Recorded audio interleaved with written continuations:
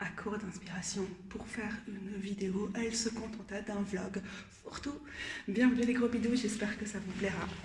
C'est honnêtement rien de plus qu'une petite vidéo de vlog où je vous parle de tout et n'importe quoi qui me passe par la tête en compagnie du White Numen Tarot par ailleurs.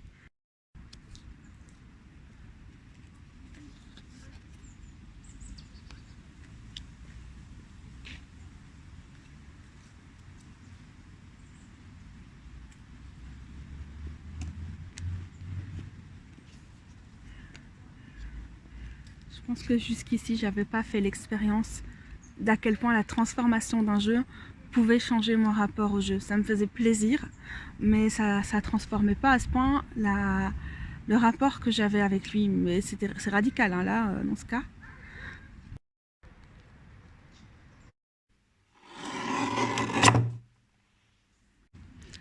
Il se présente complètement sur un autre jour, sous un autre jour, et c'est ça qui m'a permis de passer à côté des choses qui me dérangeaient beaucoup chez lui, notamment, bon, principalement, disons, dans le domaine des représentations. Hein. Voilà, les cartes le prouvent encore. Hein. Ces choses-là, elles sont là, mais en me l'étant appropriées, en découpant les bords, je suis passée vraiment à un autre niveau de relation et de compréhension avec lui. Donc ça, j'en suis trop contente.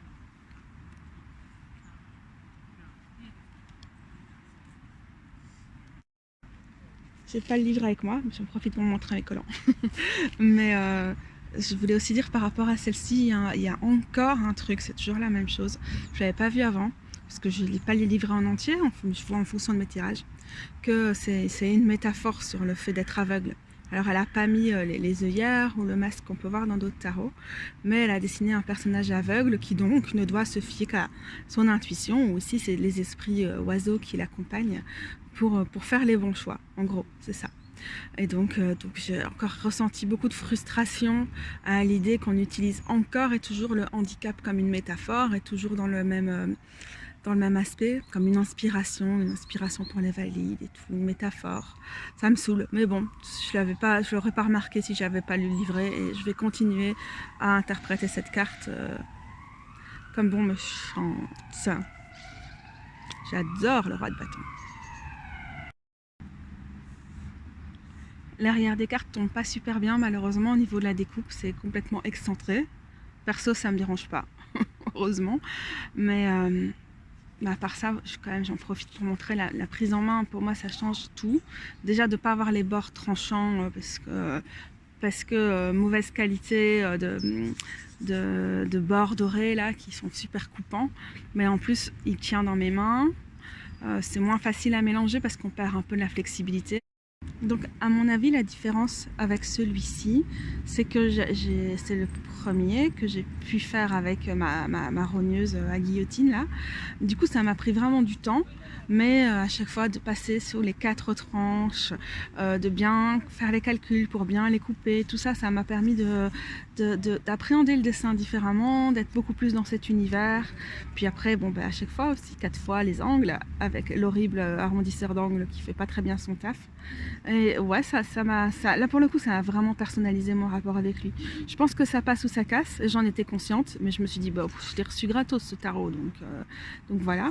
Je suis pas sûre que c'est une entrave dans le fait de le donner ou de le revendre à un moment. Je pense qu'elle n'est pas trop mal faite, ma modification. En tout cas, maintenant, c'est plus du tout d'actualité. Et je suis trop contente de m'être lancée. Donc c'est un bon investissement, c'est très très différent de la découpe au ciseau qui demande complètement un autre type de concentration et qui m'a jusqu'ici beaucoup moins permis de me connecter au jeu. Et sinon, ce que j'expliquais aussi dans mon article en anglais de review sur ce jeu-ci, c'est que c'était une belle leçon pour moi parce que ça m'apprenait à passer au-dessus de ce qui me dérange dans le jeu, déjà, hein, avant même de l'avoir découpé, et de voir que parfois il y a des choses qui fonctionnent à l'intuition, même si en termes rationnels, en termes de mes convictions, de ce que j'attends d'un jeu de tarot, c'était pas gagné. Mais d'apprendre à faire avec ou à passer au-dessus, Voilà, je savais qu'il y avait quelque chose comme ça avec ce jeu-là, mais c'est vraiment la découpe qui m'a permis de passer le cap. Et je vais aussi profiter du format vlog pour vous parler d'une idée que j'ai par rapport à mes séries de vidéos. Alors j'en ai plein. Pour la plupart ça se concrétise pas, mais celle-là elle me plaît, donc j'avais quand même envie d'en parler et ça m'évitera d'en parler à nouveau au sein de la série. Je pense que je vais faire une série de vidéos où je vais refaire des reviews, recensions de mes tarots queer et féministes préférés. Enfin pas refaire, il y en a pour lesquels il y a déjà des vidéos consacrées, mais d'autres pas. J'en parle plic-ploc par-ci par-là par mes vidéos, donc vous devez reconstituer en regardant toutes mes vidéos ce que je pense de ce tarot-là. Puis de toute façon c'est toujours super chouette de pouvoir refaire le point parce que ça évolue tellement le rapport qu'on peut avoir à un tarot. Initialement je pensais que ça devrait faire l'objet d'un article sur le blog, mais j'ai pas trop le goût de l'écriture et je sais que ce genre de série ça va m'épuiser. C'est quand même plus facile pour mon vidéo. Et l'idée c'est que quand les personnes me contactent en mode mais Katou, qu'est-ce que tu conseilles comme tarot queer et tout, bah, je peux déjà renvoyer là-dessus et puis vous avez assez rapidement une idée de l'esthétique et vous pouvez regarder les vidéos en fonction de vos centres d'intérêt. C'est jamais facile parce que c'est très présent dans les tarots comme ça que c'est quand même révélateur de mes goûts et de mes affinités avant tout, que maintenant il y a un essor dans les parutions de tarot féministes, queer, plus divers en termes de représentation et tout ces dernières années. Et donc c'est jamais que mon point de vue avec mes centres d'intérêt et puis ma grille de critères de ce qui compte pour moi pour un tarot queer. Mais j'ai envie, au cri des perruches, que ce répertoire soit disponible sur la chaîne YouTube. Et aussi pour pallier le fait que j'ai pas beaucoup d'inspiration en ce moment. En tout cas, j'ai de l'inspiration, mais je suis pas à l'aise avec le fait de partager sur internet en ce moment. Donc c'est aussi quelque chose qui me permet de revenir dans le game des vidéos YouTube d'une façon assez soft, sans pression. Parfois je suis pas convaincue par le format des reviews parce que je me dis que c'est facile, c'est du like facile, c'est des vidéos qui en général, pas forcément chez moi, mais en général ça fonctionne quand même mieux que d'autres parce que chez moi elles sont quand même trop longues. Mais en même temps c'est mon point de vue, c'est mon analyse et je continue à penser que pour ces jeux là ça apporte quelque chose. Et puis je sais que c'est difficile pour moi l'écueil sur toutes ces vidéos là. Ce qui me concerne, c'est que j'ai super du mal à pas avoir envie de tout, à pas être dans un truc où j'ai envie d'acheter des trucs que je peux pas me payer et tout, et ça me met mal. Et malgré que c'est compliqué, c'est aussi ça, c'est ça qui permet de faire des choix informés. Donc oui, compliqué, mais si vous n'avez pas les vidéos, vous avez peut-être plus tendance à craquer sur n'importe quoi. Et si vous voyez mon rapport à un tarot, ça ne veut pas dire que ça va fonctionner ou pas fonctionner pour vous, mais ça vous donne une idée de comment quelqu'un peut l'appréhender et donc de savoir si ça va fonctionner pour vous. Peut-être les trucs que je déteste, vous allez vous dire ah même en fait c'est trop pour moi, ou bien l'inverse, un truc que je vais trop kiffer, vous allez le voir en action, vous allez faire ouais ça lui convient à elle, mais c'est vraiment pas mon truc. Donc voilà, je pense qu'il y a quand même un intérêt par rapport aux logiques consuméristes autour du tarot. C'est chaud. Encore une fois, on est sur une ligne très très fine. Les perruches sont hilarantes et il n'y a absolument pas moyen que cette vidéo soit agréable à regarder. En tout cas, cette partie de la vidéo. Moi, je les aime bien. J'aime bien leur concert. Au niveau de mes autres projets, qu'est-ce qui se passe? Où on en est? Je vous avais demandé sur Instagram, j'avais demandé en tout cas des questions pour pouvoir répondre, avoir des choses qui vous intéressent à traiter en vidéo. Donc j'en avais fait 2 là, je pense. 2. J'ai fait 2 vidéos il y a quelques mois et puis j'ai arrêté parce que je suis vraiment pas à l'aise pour traiter de tous ces sujets en ce moment. Je sais pas si c'est un manque de recul ou d'accès aux infos et tout, mais c'est juste chaud. Donc j'ai préféré prendre du recul, mais j'ai bien pris note de tout, ça continue de m'intéresser et j'aurai bien sûr des choses à en dire à un moment. Donc on a encore une vidéo sur la question du tarot et de la créativité, tout ce qui est journaling et tout ça, avec ou sans tarot d'ailleurs. Et puis une autre plus ardu pour moi pour l'instant sur la question du polythéisme. Donc voilà, c'est du taf et j'ai envie de pouvoir le faire dans des bonnes circonstances. Et pour moi, c'est pas l'actualité pour l'instant. Allez, voilà les perruches. Manifestez tous les trucs. Je crois pas qu'on les aura vus. Une question qui est toujours sympa parce que ça évolue sans cesse, c'est où en est ma pratique du tarot pour l'instant. Et la réponse est je reste très très penchée sur le tarot au quotidien. Ça ne veut pas dire que je vais tirer les cartes forcément tous les jours, mais 1, 2, 3 cartes tous les jours, c'est vraiment mon rythme, aussi en début de semaine, pour avoir une inspiration ou un conseil, un truc à pas perdre de vue. J'ai pas réussi à donner le suivi que j'aurais voulu au gros tirage que j'ai essayé de faire il y a quelques temps, avec genre des positions et suivre vraiment des projets et tout ça, parce que j'ai l'impression que mes énergies sont très changeantes d'un jour à l'autre, d'une semaine à l'autre. Bon, c'est déjà le propre de la maladie chronique et de mes cuillères, je crois, dans mon cas, avec le syndrome des lèvres dans l'os. Et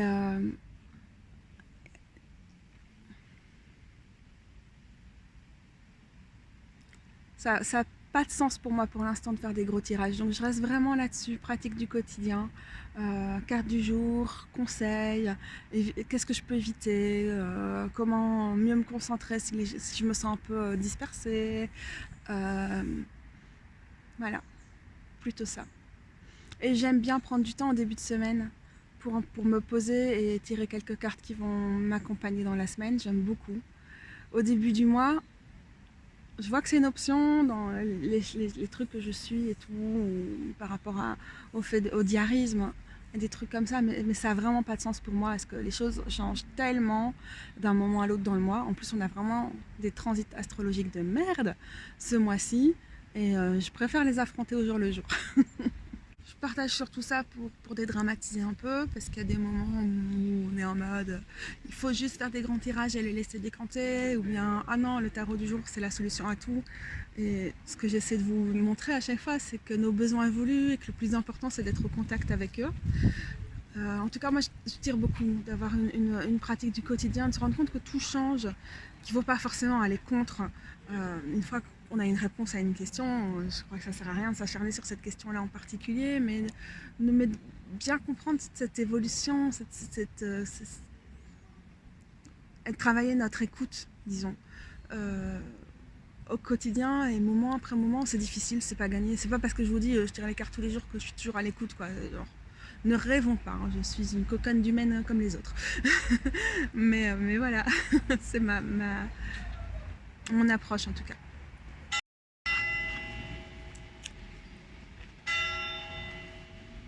Les cloches divines sont d'accord avec moi.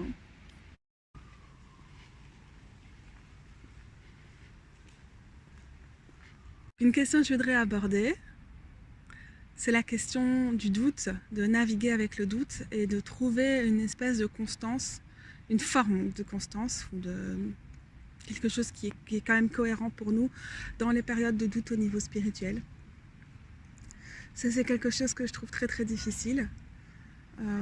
Pour l'instant, je dirais que c'est plutôt difficile pour moi par rapport au fait que je vis en ville, que j'ai énormément de mal d'être connectée quand je suis en ville. J'ai la chance d'avoir accès à la campagne en me rendant dans ma famille. En ville, je cale et dès qu'il y a des éléments autour de moi qui me font douter ou qui me mettent mal, j'ai encore plus de mal à être consistante dans mes pratiques. Genre d'avoir des moments disons de recueillement au quotidien, de méditation ou de prière, ou je sais pas, je ne veux pas parler en détail de mes pratiques à moi, c'est pas le lieu. si je doute, c'est pas le moment de venir me mettre à nu sur YouTube, je pense, mais voilà. Et ça, c'est assez difficile. C'est parce que ces moments-là m'apportent quelque chose quand j'arrive à les avoir. Ils me rappellent que malgré le doute, il y a quand même de la connexion et des choses qui font sens pour moi et qui ne sont pas dénuées d'ancrage ou de réalité. Mais en même temps, c'est difficile de cultiver ces moments-là au quotidien. C'est difficile de ne pas se laisser dépasser, de ne pas laisser filer le temps et tout ça, toutes ces choses. Perdre le fil, perdre le courant, accéder de temps en temps à des petits éclats, mais ouais, manquer de constance. Pour l'instant, ma solution à moi, c'est juste d'accepter que le doute est là et qu'il fait partie du truc et de maintenir la flamme dans ces moments-là, mais de pas la forcer, de pas me forcer. Et aussi d'avoir beaucoup de place pour le doute. De l'honorer, finalement, d'avoir une espèce de rapport sacré, tant bien que mal. Je suis pas sûre que je l'ai, mais privilégié au doute, en vue d'en faire quelque chose de sacré, parce que ça fait aussi partie de nos voyages, de nos cheminements. Mais bon, c'est franchement chaud. Donc je vous livre juste des éléments de mes réflexions et rien de plus. Grâce à la lune mauve, dont j'adore le blog, j'ai découvert que certaines personnes avaient pris l'habitude de faire des pages sur leur blog qui étaient des pages now, maintenant. Moi j'ai appelé ça en ce moment, qui leur permet, dans les moments où c'est difficile de garder le lien avec des personnes proches mais qu'on ne voit pas forcément toujours et dont on ne prend pas des nouvelles forcément régulièrement, de leur dire ok, voilà où j'en suis dans ma vie pour l'instant, voilà. Dans mon cas, ça donne voilà ce qui m'intéresse, voilà quels sont mes loisirs, voilà comment va ma santé, comment vont mes chats.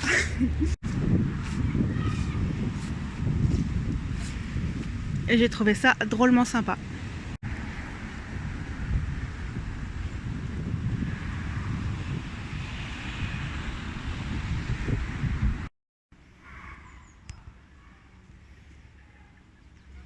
Ça m'a surtout intéressée par rapport à des questions que je me pose en ce moment sur comment tisser du lien tout en ne dépendant pas des réseaux sociaux. Ce qui est en fait super compliqué parce que même en dehors des réseaux sociaux, c'est parfois super difficile de trouver de la constance et de ne pas saturer par rapport aux moyens de communication actuels. Du coup, un de mes où j'en suis du moment, disons ça comme ça, c'est que je me suis prise de passion pour le hand lettering, cette espèce de lettrage manuel où évidemment je suis hyper nulle. J'ai galéré pour apprendre à écrire, j'ai mal quand je dois tenir un stylo et tout, et en même temps, malgré que c'est super compliqué, c'est vraiment quelque chose d'agréable, ça détend et ça m'apprend aussi à connaître mes limites mieux, savoir quand il faut arrêter, quand ma posture elle est bonne, elle est pas bonne. J'ai l'impression que ce que j'ai appris là-dedans, mais peut-être c'est juste provisoire et mon set va me reprendre et d'ici 2 semaines je serai incapable d'écrire. Mais pour l'instant ce que j'ai appris, c'est retrouver la possibilité d'écrire, de tenir des stylos qui ne sont pas exclusivement des stylos ergonomiques et de pouvoir me mettre à l'écriture manuelle. Du coup c'était super sympa parce que depuis la période de Samhain, début novembre, je me suis remise à écrire, même si c'est juste une petite lettre à des amis. J'ai aussi fait quelques petits colis un peu plus développés et c'est vraiment top. Vraiment ça c'est quelque chose qui me fait le plus grand bien. Surtout c'était une façon, je pense, de célébrer aussi le fait que à côté de ça, j'avais désactivé mon compte Facebook. Il y a maintenant des années, 2 ans et demi, et j'ai décidé de le supprimer définitivement, ce qui est quand même pas rien, ça a pris beaucoup de place dans ma vie et tout. J'essaie de me positionner par rapport à Instagram, et j'en parle dans quelques articles, je vous mettrai le lien en dessous, mais c'est difficile parce qu'il y a la question de comment on se sent dans sa vie, et à quel point ça peut nous faire nous sentir mal et tout, mais il y a aussi cette question de juste le contrôle qu'a le groupe Facebook sur nos vies et le besoin de s'en échapper, puis le contrôle qu'ils ont sur la montée des extrêmes droites, dans plein de guerres locales, comment ils se comportent partout dans le monde par rapport à des conflits. Enfin, il y a tellement de trucs quoi. Puis bon, par rapport à notre confiance en nous, au fait de se détester pour mieux consommer, le fait de toujours être dans des logiques de haine et de séparation et d'alimenter le conflit, ou les grosses déclarations au détriment des trucs qui sont dans la nuance et dans la construction, et donc que les algorithmes vont nier absolument tout le reste, quoi. Donc déjà, créer cette page sur mon blog en ce moment, c'était vraiment sympa par rapport à ça. Et j'espère qu'à un moment, ça va me permettre d'avoir une espèce de relation avec cette page qui serait équivalente à ce que j'aimais bien, parce que j'aime beaucoup ça, j'aime beaucoup les réseaux sociaux malheureusement, ce que j'aimais bien dans les stories Instagram, pour vraiment réussir à prendre du recul par rapport à tout ça. Et puis c'était très très chouette de prendre du temps pour écrire aux amis, même si je suis aucune constance de ce côté-là, mais quand même. J'avais envie de vous partager mes petites bonnes nouvelles du moment, disons. Est-ce que 110 kilos rentrent dans une balançoire pour enfants? Sans doute pas. Je suis pas à fond dedans et je déteste les balançoires, ça me donne la nausée, j'ai jamais aimé, même quand j'étais enfant. Et ça doit vraiment pas être cool pour vous non plus. Je viens pas ici d'habitude, mais pour le calme dans la vidéo alors que c'est l'heure de la sortie des classes des enfants, c'est pas fait.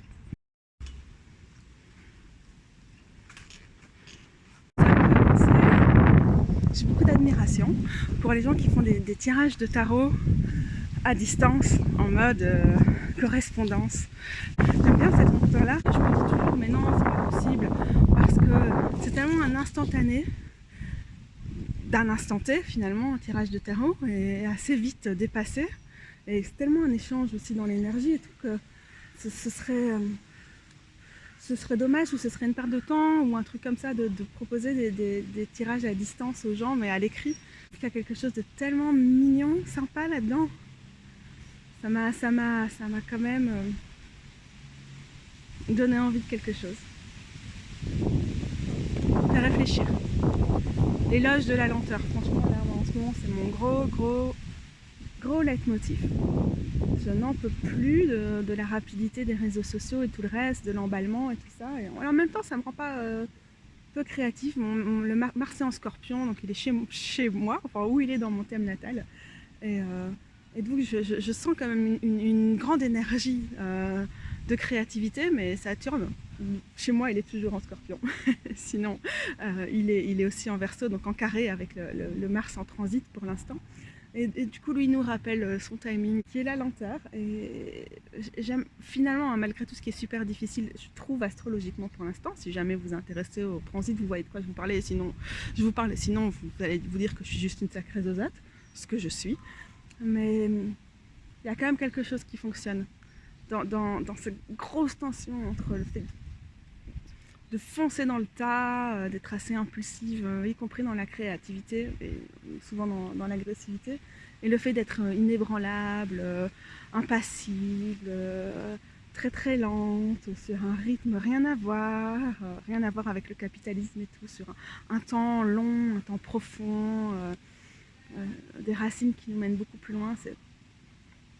C'est parlant, surtout avec la COP26 et tout en ce moment, et tout ce qui peut nous faire flipper au niveau climatique. Il y a quand même quelque chose qui nous connecte au temps, au-delà de l'urgence. Ce qui ne veut pas dire que l'urgence elle n'est pas réelle, mais qui nous rappelle autre chose, quoi. Voilà.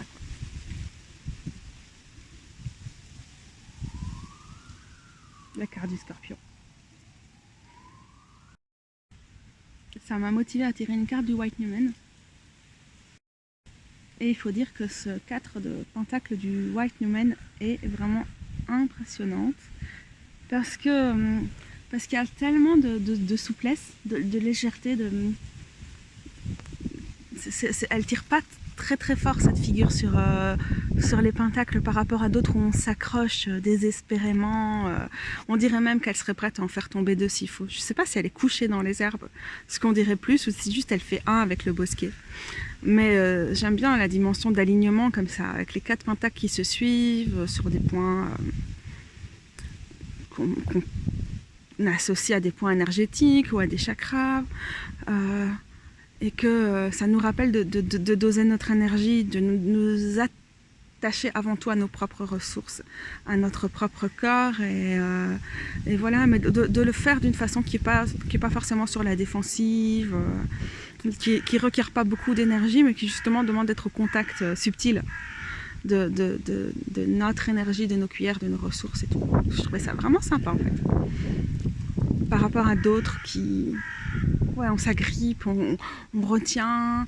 Non, là, il y a quand même cette notion de se centrer sur soi-même, de voir sa propre feuille de route, sa propre énergie, notre propre positionnement par rapport à des dynamiques et pas forcément de se comparer ou de voir ce que font d'autres personnes. Ce qui est super difficile par rapport à la question que j'abordais avant, qui est celle des réseaux sociaux, où qu'on le veuille ou non, on passe toujours une bonne partie de notre temps à se comparer, dans le meilleur des cas. Devoir chercher de contrôler dans le pire des cas, c'est le corollaire, quoi. On va souvent là-bas. Donc j'aime beaucoup la souplesse de celle-ci. Pas la je sais pas si c'est la souplesse, mais le relâcher dans le mouvement, ouais. Et cet alignement. Parce qu'il faudrait pouvoir être absolument couché pour pouvoir laisser les disques comme ça sur soi, à ces parties-là du corps. On ne sait pas si elle est couchée ou debout. Puis on se dit, elle est sûrement couchée. Et là, ça nous ramène à la confiance, comme un chat qui est couché et qui vous montre le ventre. Ça veut dire il est en confiance et en même temps, les griffes sont là. Il peut défendre son énergie ou son autonomie si besoin. Ça me fait un peu penser à tout ça. Je suis un peu impressionnée, franchement, comment ce tarot a fini par me taper dans l'œil. C'est rigolo, j'ai été piochée dans le jeu comme ça, sans bouger ma main. C'est la carte suivante, le 5 de Pentacle qui est sorti. Et là, justement, on n'est plus dans l'alignement. On a les pentacles qui nous tombent dessus ou qui s'écoulent et on n'arrive pas à les retenir. C'est très intéressant quand même. Ça me fait bien rigoler parce que dans ma vidéo sur les jeux estivaux, là, je disais encore, oui, non, finalement, j'ai cru au début de l'été que ça passerait avec lui, mais non, mais on verra. Ah bah oui, finalement, l'automne était une bonne saison pour se connecter à lui et en commençant par l'arranger. Je vais essayer d'inclure quelques images de mon découpage pour que vous voyez ce que ça a donné.